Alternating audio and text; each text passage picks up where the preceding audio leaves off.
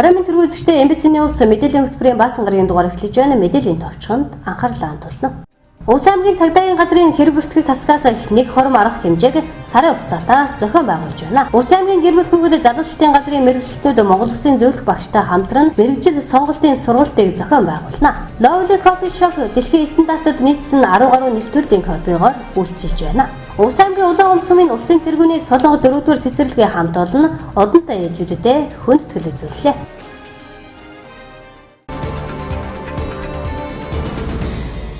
Эдгээр болон бусад мэдээллийн дэлгэрэнгүй анхаарлаа хандуулна.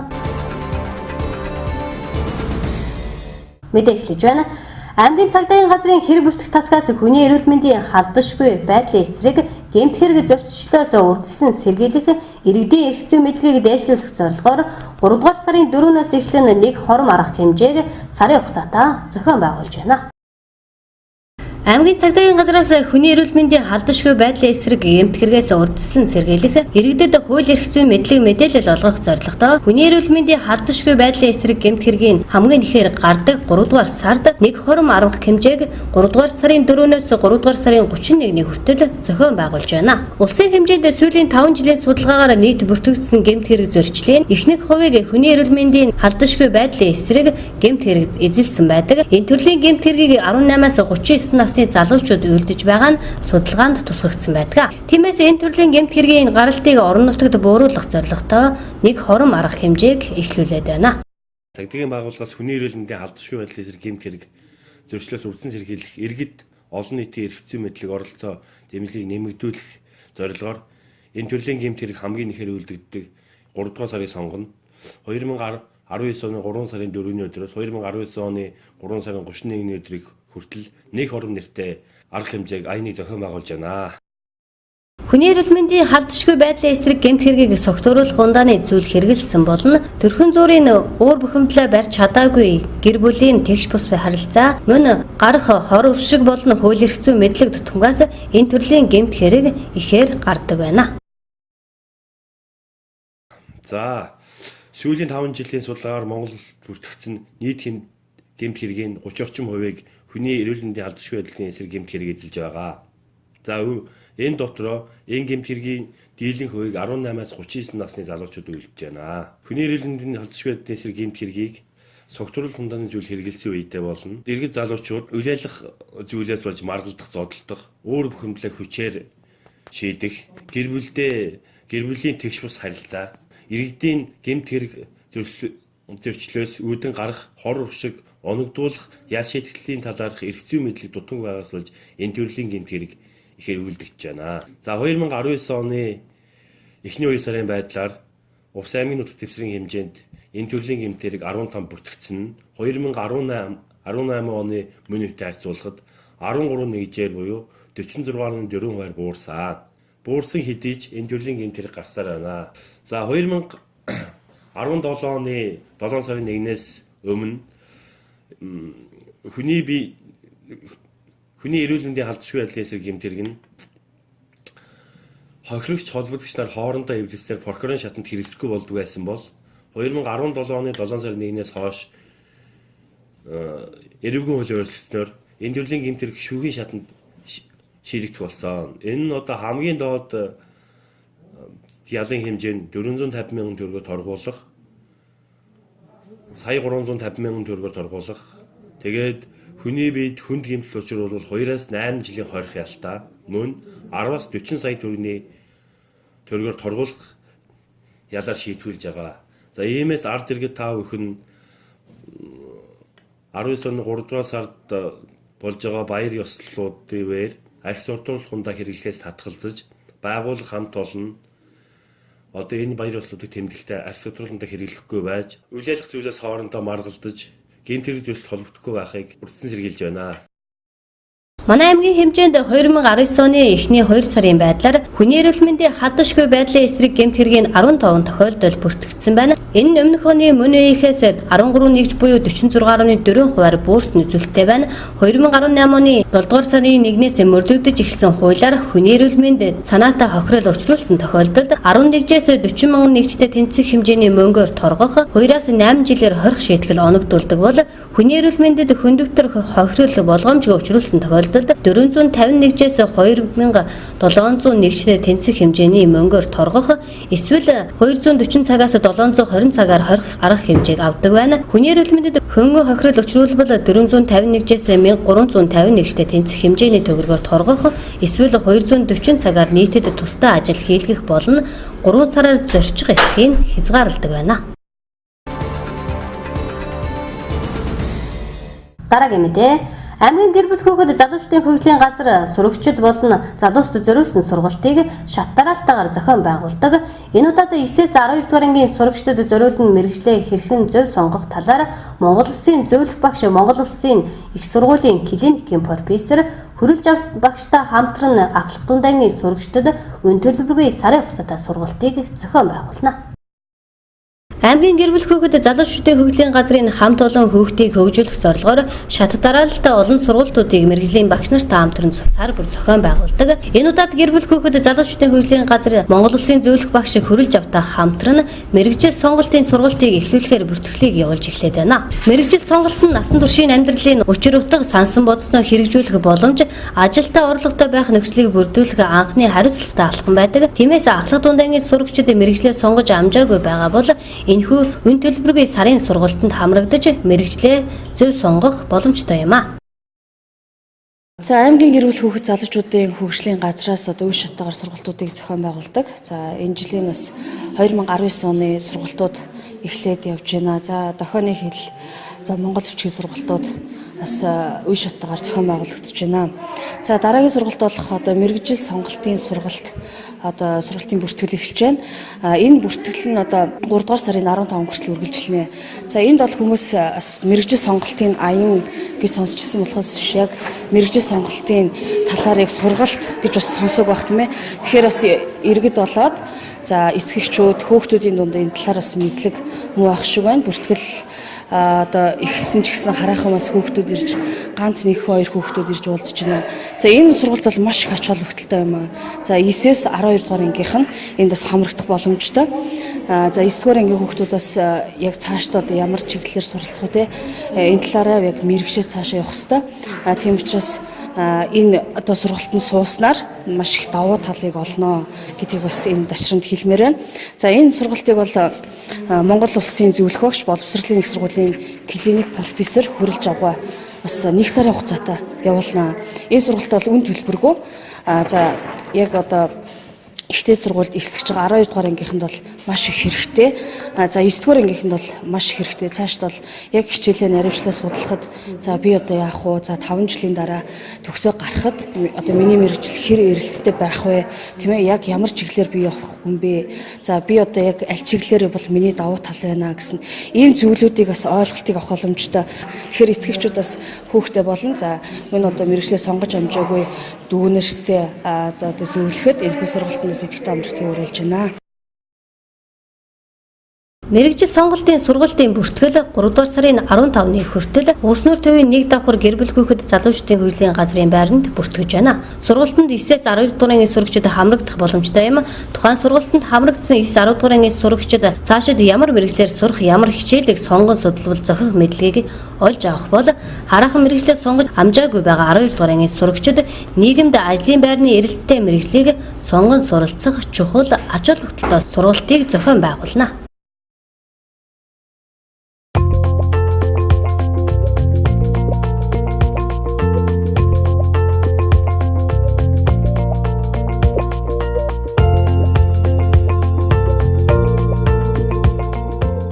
Дараагийн мэдээ.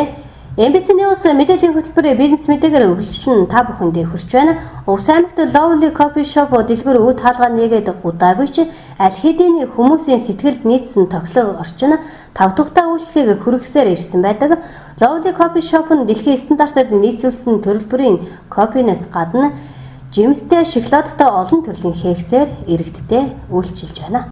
Lovely Coffee Shop дэлгүүр нь дэлхийн стандартад нийцсэн 10 гаруй нэр төрлийн кофегоор улс нутгийн иргэдтэй үйлчилдэг Lovely Coffee Shop нь Американ, сүйтэй, хар, хөөстөө, амталсан нэрээстэй самартай 10 гаруй нэр төрлийн кофегоор иргэдтэй үйлчлэхээс гадна шоколадтай нэрстэй гүзээлзгэнтэй Ореотой зармигтай амтлаг шейкер үйлчилж байна. Мөн халуун шоколад нэрс анс чацарган зөгийн балтай сүү болон хасарвантай кремтэй амтлаг кексээр та бүхэнд үйлчилж байна.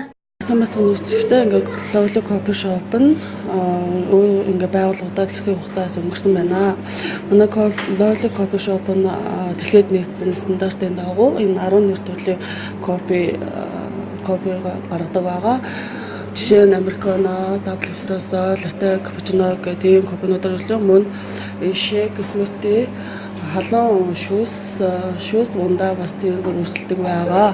Мөн манай Lovely Coffee Shop нь олон нэр төрлийн кек десертээр үйлчилдэг байгаа. Жишээ нь одоо хасарвантай кек гэж байгаа. Хасарван гэдэг нь хасарван жимс нь өөрөө нөгөө хүний эрүүл мэндэд маш чухал жимс байгаа шүү дээ, тий. Тэр жимсийг бас өөрийнх нь байглаар нь авчирч бас кекэнтэй хийдэг байгаа. Тэгээ мөн герман дабл шоколад гэж байгаа. Тэр нь бас цус шоколад бас шоколадын дуртай тиймээс зориулсан. Тэгээ бас нөгөө гурилгүй бүтээгдэхүүн бас хийдэг байгаа манайхан. Гурил ороогүй бас хүний эрүүл мэндийн талдаа тийм бүтээгдэхүүн маш их хийдэг байгаа. Бас самар олон нэр төрлийн самрын энтэй нухш гээд ер нь бол ингээд хүний эрүүл мэндэд тустай эрүүл ахуй талаас тийм зүйлүүдийг бас бүтээгдэхүүнүүдийг бас хийдэг байгаа.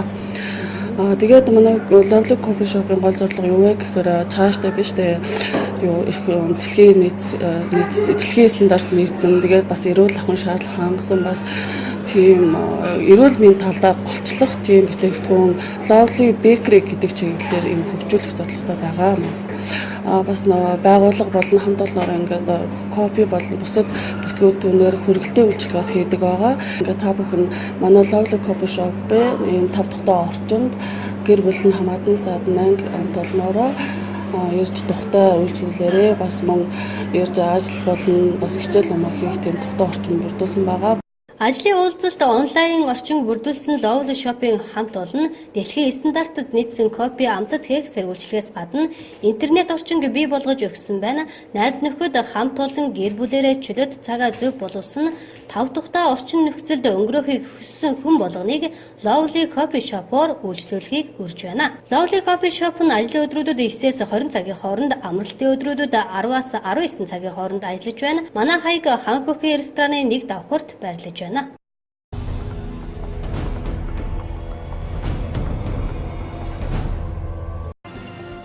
3 дугаар сарын 8 буюу олон улсын эмэгтэйчүүдийн эрхийг хамгаалах өдөр өнөөдөр тохиож байна. Энэ өдрийг дэлхийн өнцөг булан бүрт өргөн дэлгэр тэмдэглэж байгаа. Анх 1911 онд 3 дугаар сарын 8-ны өдрийг олон улсын эмэгтэйчүүдийн баяр болгон тэмдэглэж байсан байна. 1975 оноос хойш 3 дугаар сарын 8-ны өдрийг жил болгон олон улсын эмэгтэйчүүдийн эрхийг хамгаалах баярын өдөр болгон дэлхийн өнцөг булан бүрт тэмдэглэсээр ирсэн төвхтэй.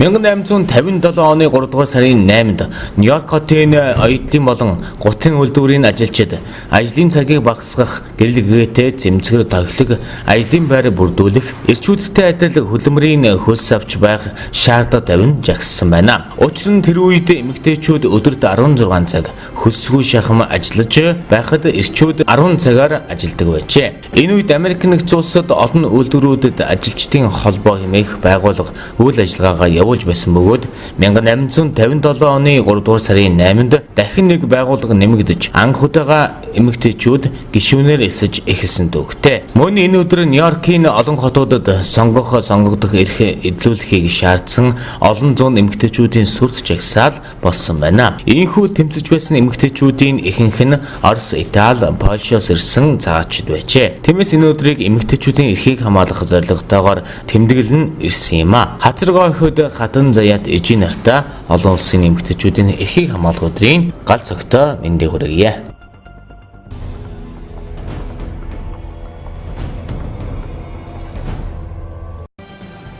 Олон улсын эмэгтэйчүүдийн эрхийг хамгаалах өдөр тохиож буйтай холбогдуулан дэлхийд даяар эмэгтэйчүүдийн нийгэмдэх оролцоо манлайлалын тухай хэлэлцэж байна. Дэлхийн эдийн засгийн формаас хүйсийн дэгш байдлыг үндсэн 4 чиглэлд ангиж үзсэн бөгөөд тэр бүр дурддагдаад байдаггүй нэг сэдв нь эмэгтэйчүүдийн эдийн засгийн оролцоо ба боломж юм а. Үүний нэг томоохон жишээ бол Forbes сэтгүүл саяхнаас буюу 2004 оноос танилцуулж эхэлсэн дэлхийн хамгийн хүчирхэг эмэгтэйчүүдийн жагсаалт юм а. Их үед энэхүү жагсаалтад ихэвчлэн улс төрчид угсаа заламжилсан чинэлэг эмэгтэйчүүд орж байсан бол сүүлийн жилүүдэд технологи, entertainment, бизнес, санхүүгийн салбарын шинэ тесрэлт болж гарч ирсэн бүсгүүчүүд маанталах болжээ. Эмэгтэйчүүдийн эдийн засгийн оролцоог нэмэгдүүлэх гол хүчин зүйл нь тэдний хэрэгцээг хангах хүсэл, санхүүгийн боломжоо нэмэгдүүлэх эрмэлзэлтэй холбоотой юм. Дэлхийн нийтийн энэхүү чиг хандлага манай улсад хэрхэн нөлөөлж буй тухай статистик том мэдээлэл сөхвөл эмэгтэйчүүдийн цалингийн дундаж хэмжээ 2017 оны байдлаар 1 сая төгрөг байгаа бол эмэгтэйчүүдийн цалингийн дундаж хэмжээ 860.4 мянган төгрөг хэмээн бүртгэгдсэн байна. Мөн шийдвэр гаргах төвшөнд эмэгтэйчүүдийн оролцоо бага байгаа боловч их дээд сургууль, мэргэжлийн сургуулийн төвүүдийг төгсөгчдийн 64% нь эмэгтэй байгаа нь хүйсийн тэгш байдал манай улсад ямар нөхцөл байдалтай байгааг илтгэх юм а. Харин удирдах төвчний хүйсийн тэнцвэрт байдлыг анхаардаг байгууллагуудын нэг тод жишээ бол хаан банк юм а. Тус банкны нийт 6200 гаруй ажилтны 66% нь удирдах төвчний ажилтнуудын 42% нь эмэгтэйчүүд байгаа юм а. Иймд тогтвортой хөгжлийг дэмжигч хаан банкны нийт бүтээгдэхүүн үйлчлэгэнд эмэгтэйчүүдийн оролцоог онцлон танилцуулж байна. Тус банкны нийт харилцагчдын 51.3%-ийг эмэгтэй харилцагч эзэлдэг бөгөөд том мэдээлэлс харахад интернет банк хэрэглэгч болон хадгаламж эзэмшигчдийн 60 орчим хувийг эмэгтэйчүүд эзэлж байна. Бусад үйлчилгээ тухайлбал кредит карт эзэмшигч зээл авсан нийт иргэдийн талаас илүү хувийг бүсгүүчүүд эзэж байгаа нь Монгол эмэгтэйчүүд санхүүгийн эрхчлөөтэй байгааг илэрхийлж буй хэрэг юм а.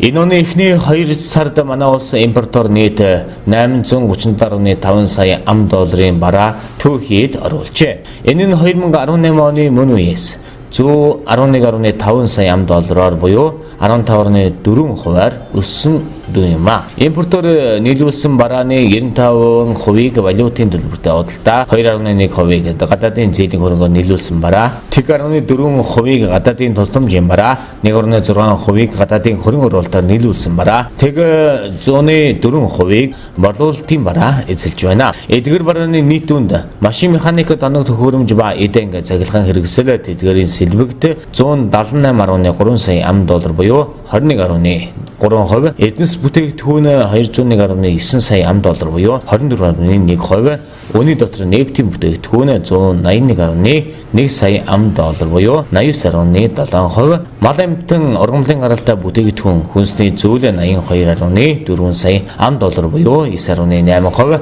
автогарын тээврийн хэрэгсэл тэдгэрийн эд анги 178.1 сая $, буюу 21.3%, хуванцар болон хуванцар эдлэл, каучук болон каучукын эдлэл 31.8 сая $, буюу 3.8%, үндсэн төмөрлөг болон түүгээр хийсэн бүтээгдэхүүн 54.1 сая $, буюу 6.5%, химийн болон түүнтэй холбоотой үйлдвэрийн бүтээгдэхүүн 46.7 сая $, буюу 5.6%-ийг тус эзэлжээ. Эдгээр бүтээгдэхүүнд нийт дүнгийн 92.4% ногдож байна. Манай улс дэлхийн 109 орноос гарал үүсэлтэд бараа импортлснаас Орос улсад 29.5%, бүгд найрамдах хятад улсад 25.5%, Америк нэгдсэн улсад 10.5%, Японд 12%, бүгд найрамдах Солонгос улсад 3.8%, холбооны бүгд найрамдах Герман улсад 3.7% тус ногдож байгаа нь нийт импортын дүнгийн 85%-ийг эзэж байгаа юм а. Энэхүү мэдээллийг айлын ерөнхий газраас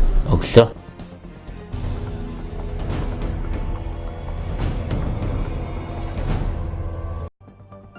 Тээврийн цагдаагийн албаны дарга цагдаагийн хурланд амар сайхан болон албаны хүмүүсийн хамтаар зам тээврийн хөгжлийн сайд энх хамгаалан болон холбогдох газрын дарга нарт мэдээлэл хийлээ. Тус мэдээлэлд замын хөдөлгөөний аюулгүй байдлын өнөөгийн нөхцөл байдал болон цаашид авч хэрэгжүүлэх шаардлагатай ажил арга хэмжээнүүдийн талаар саналсан. Орон нутгийн замд гарч буй зам тээврийн осол, гэмт хэргийн гаралт, гэмтсэн хүмүүсийн тоо их байгаа нь энэ салбарын олон тулгымдсан асуудлын нэг болж байгаа юм а. Тээврийн цагдаагийн албаны өгсөн мэдээлэлээр 2010-аас 2018 оны хооронд орон нутгийн замд гарсан нийт гэмт хэргийн тоо 7835, гэмтсэн хүн 4908 байгаа бол 2557 хүн амь насаа алдсан харамсалтай тоо баримт байгаа юм а. Үүнээс Төв, Сэлэнг, Дархан, Ууд, Дорноговь, Өмнөг аймагуудын замд гарсан осол гэмт хэргийн тоо ихэнх хувийг эзэлж байгаа нь хүн ам цөөтэй улс орны хувьд маш өндөр үзүүлэлт гэдгийг энэ үеэр албаны хүмүүс дурдж байсан юм а.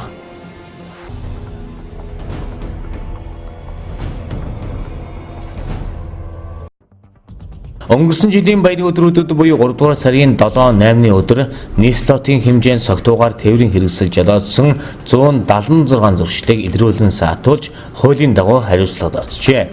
Энэхүү саатуулгдсан жолооч нарын 45 орчим хувь нь эмэгтэйчүүд байсан юм а. Иймд иргэд бүсгүйчүүд согтууруулах ундааны зүйл хэрэгэлсэн үедээ тээврийн хэрэгсэл жолоодох болон явганаар замын хөдөлгөөнд оролцохгүй байх, баярыг согтууруулах ундаанаас татгалзаж зөв зохистой тэмдэглэн өргүүлэхийг тээврийн цагдаа албанаас зөвлөж байна.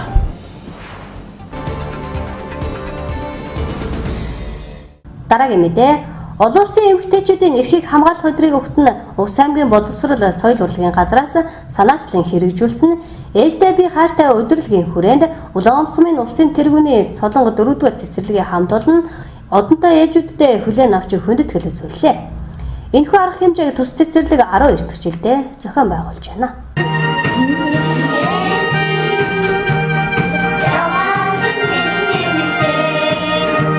Улсын тэргүүний Солонгод 4-р цэцэрлэгийн хамт олон цэцэрлэгийн хүүхэд багчуудын болон цэцэрлэгтээ ажиллаж байгаа одонтой ээжүүдтэй хүлээн авч уулзаж хүндэтгэл үзүүлсэн нь олон улсын эмэгтэйчүүдийн эрхийг хамгаалах өдрийг өгсөн онцгой арга хэмжээ байлаа. Ээжтэй бие хайртай өдрөлгийн хүрээнд тус цэцэрлэгийн хамт олон хүүхдүүдийнхээ ээжүүдийн дунд эссе бичлэгийн уралдааныг зохион байгуулсан бол хүүхэд багчууд сурсан мэдсэн зүйлээ ээжүүдэд танилцуулах арга хэмжээг зохион байгуулжээ.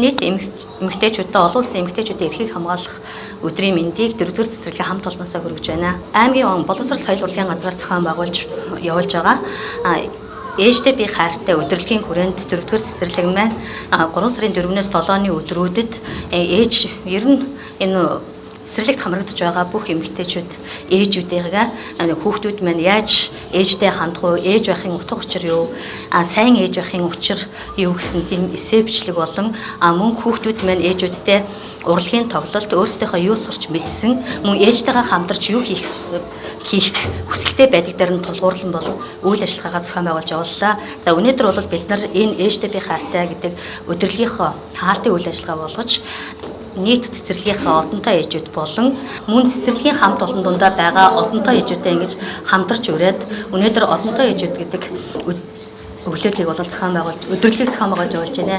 Энэ үйл ажиллагаа маань биднэрт бол 12 дахь жилдээ зохион байгуулагдаж байгаа. Жил болгоно одоо манай 4-р цэцэрлэгийн захиргаа болно. Тогооч нарын хамт олон бид бүгдийг ингэж удамтай ээжүүдээ хүлээж авдаг ийм ажлыг жил болгон зохион байгуулдаг. Тэгээд энэ жил бас өнөөдөр одоо багш ажилтны төлөөлөл одонтой ээжүүд мөн ангиудын одоо ээжүүдийг одонтой ээжүүдийг хамруулсан ийм үйл ажиллагаа маш өргөн хүрээтэй сайхан явагдаж байна. Ингээд энэ үйл ажиллагааг зохион байгуулж байгаа цэцэрлэгийн захиргаа болон тогооч нартаа их баярлалаа. Өнөөдрийн энэ эмэгтэйчүүдийн эрхийг хамгаалах өдөрт зориулсан одонтой ээж нэвтрүүлгийг Увс аймгийн Солонгод 4-р цэцэрлэгийн хамт олон болон нийт ажилчид нь урьж авсан. Бид нэрийг за тэгээд одонтой ээж гэдэг хүнийг ингэж өрнө гэдэг бол энэ цэцэрлэгийн бол бас нэг том үйл ажиллагаа. Тийм учраас өнөөдөр энэ одонтой ээж нэвтрүүлэгт дурагдсандаа маш их баяртай байна. За энэ одонтой ээж одноо зүгээд ирээрээ гэхэд одон гэдэг бол маш үнцэнтэй, маш бахархмаар сайхан зүйл байгаамаа. Тийм учраас өнөөдрийн энэ үйл ажиллагаанд өргөдөж өнөөдрийн миний хүүхэд одоо дунд бүлэгт явдаг. Тийм болохоор энэ одонтой ээжд нь өргөдсөндөө маш их баяртай байна. Улсын тэргүүний Солонгод 4-р цэцэрлэгт сурч хүмүүжиж байгаа хүүхдүүдийн ээжүүд цэцэрлэгээс зохион байгуулсан арга хэмжээнд идэвхтэй оролцдог бөгөөд ээждээ бие хайртай өдрөлийн хаалтын арга хэмжээ болох одонтой ээжүүдийн уулзалт хүлээн авалтанд хүрэлцээрсэндээ талархаж байсан юм а. Нийт эмэгтэйчүүд ээжүүдтэй баяр мэнд хүргье.